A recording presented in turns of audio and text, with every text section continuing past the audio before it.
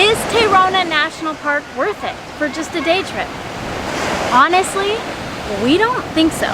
Keep watching to see why.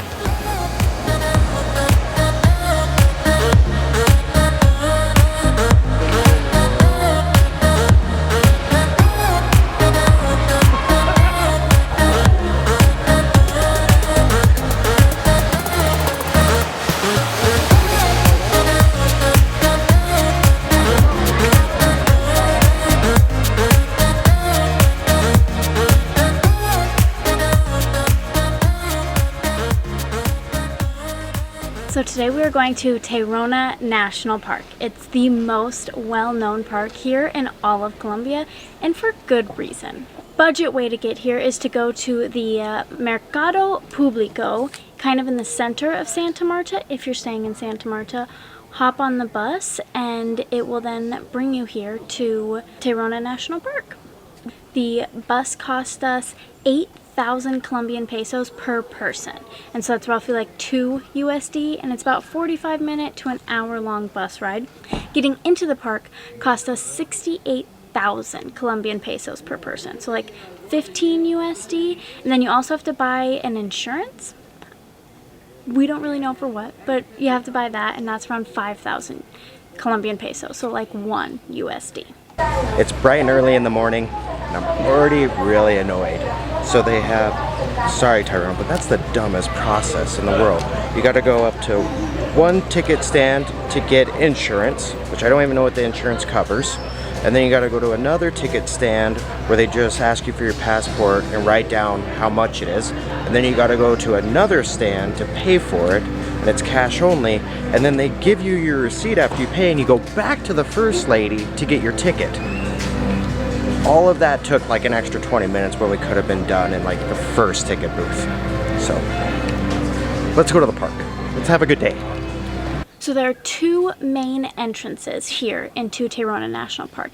You have El Zeno, and that is going to be the main entrance that most tourists go to. And that's because it's closest to the beaches. So you're walking along the trail, you're also weaving in and out along the coastline.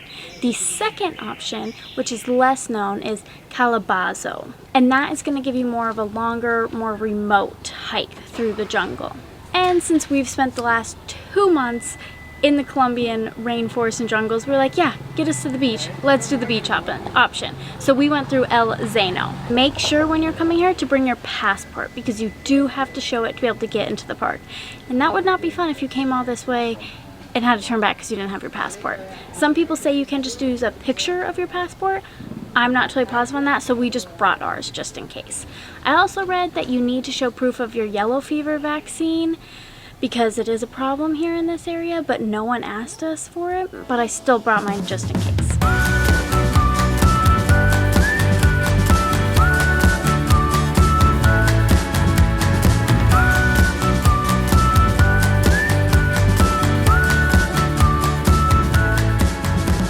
Make sure to please clean up all of your garbage, and what you bring in, make sure you pack out. Let's keep this place clean and beautiful.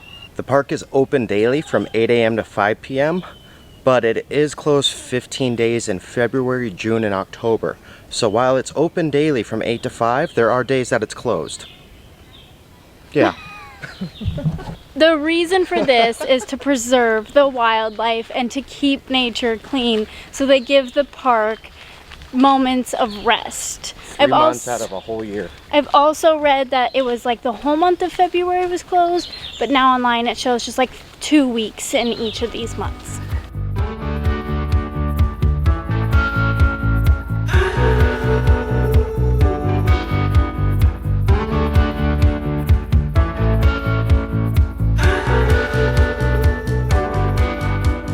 So it is a rainy, overcasty day, and even with that, the humidity is so intense that we're just like melting. It is so hot. So we started off having the trail pretty much all to ourselves.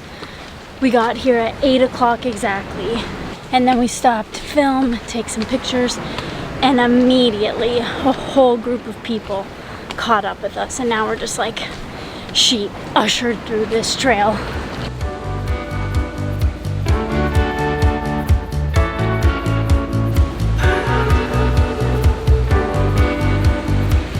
Alright, being end of July, the rain is unpredictable. In the rainforest, we're hoping for a nice, beautiful morning, but I don't know if this rain's gonna let up anytime soon, so just be prepared to bring a raincoat and a backpack rain cover and make the most of it. So that's what we're gonna do on the hike.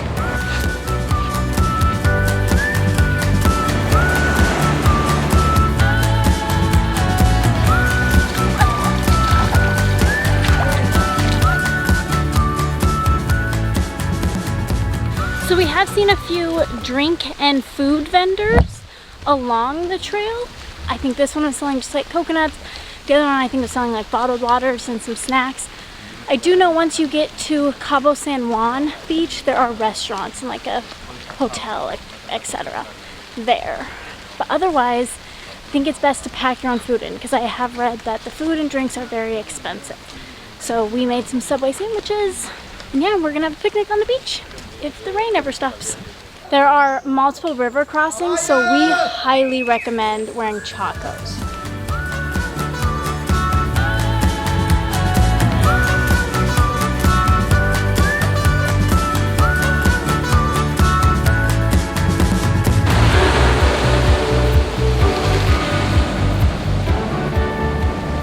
Right back here behind us is La Piscina, and the water is gorgeous and super calm, and there's a bunch of people out swimming. But I think we're gonna head over to Cabo San Juan.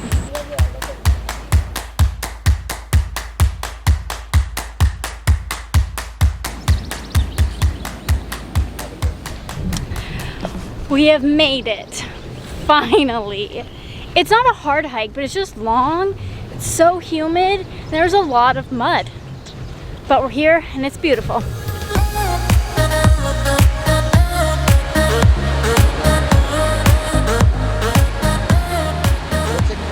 Another great thing about Tayrona Park is that the scuba diving is very inexpensive and some of the best coral life in the area. We got our advanced scuba certification from Caribean Pro Dive in Santa Marta, so we highly recommend checking them out.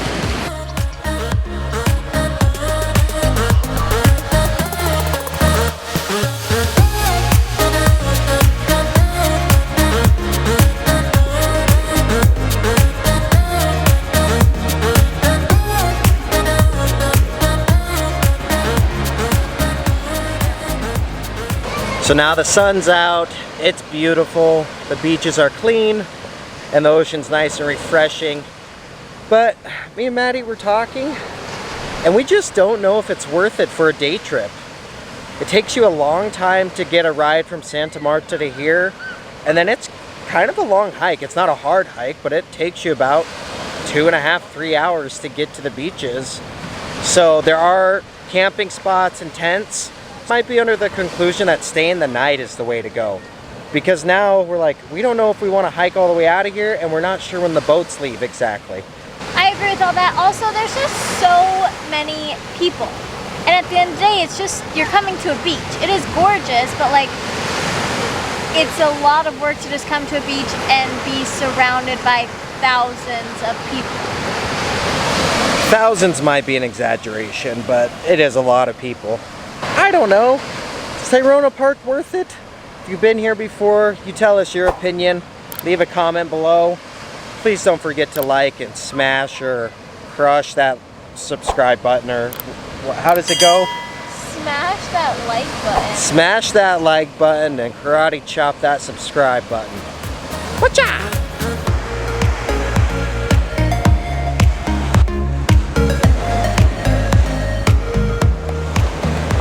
So we were gonna pay for a boat ride to get back to a neighboring town that would then take us back to Santa Marta, but the cost is kind of high. It ended up being over $22 per person just for a quick boat ride back to town. So instead we're gonna hike back and save money because we're budget travelers. So let's go get our sweat on. Our unpopular opinion, Tayrona is not worth it.